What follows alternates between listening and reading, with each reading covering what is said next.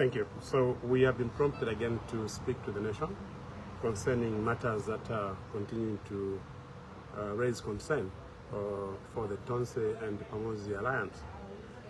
This is arising out of what transpired in Chawama constituency and elsewhere in the country.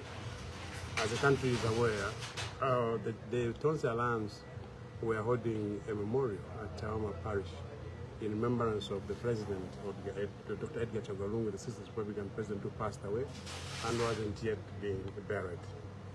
Arising out of that memorial, our leaders tried to join the campaign thing. As the nation is aware, the country is now in campaign mode, and in Chawama constituency we are fielding candidates. And our leaders, the president of the Tonse Pamozi Alliance and the vice president of Tonse Pamozi Alliance, decided to join the rest of the Chawama people to try and drum up support for our members of parliament who are contesting and the councillors, and also to go and showcase themselves as candidates for the 13th August 2026 election. Unfortunately, from those events, we learned that there were, unprecedented incidences of violence at the instigation of the UPND cadres who meted out violence against innocent members of the Tonse Alliance and even other citizens whose vehicles were damaged and the citizens were injured. Unfortunately, we came to learn after that the police command has removed Mr. Francis Mlundu, the officer in charge at Chawama, because according to them ostensibly for failure to prevent the memorial from taking place, and also for not preventing our leaders from holding a road show which they conducted. We are deeply concerned as a Tonse Pamozi Alliance, and on behalf of the presidential candidate for the Tonse Pamozi Alliance and his counterpart, we would like to register our deep concern with the manner in which the police are policing the events that are characterizing the campaigns in the elections.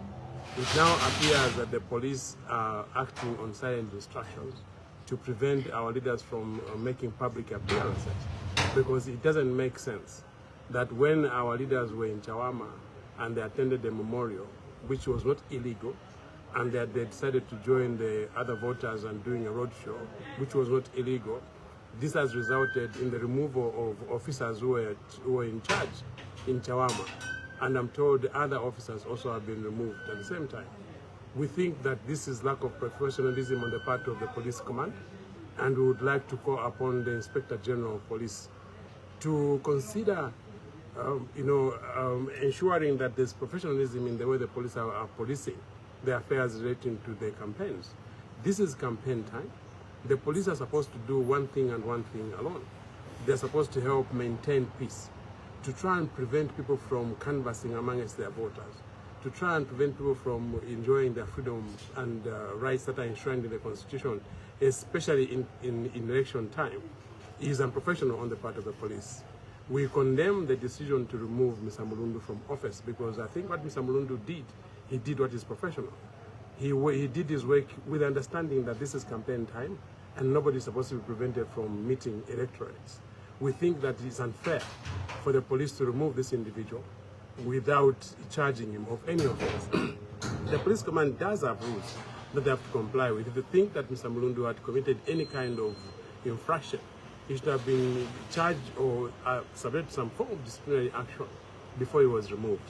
We think that this removal is intended to instill fear amongst the senior police officers who are supposed to be manning police stations in all the constituencies countrywide where we are conducting our campaigns.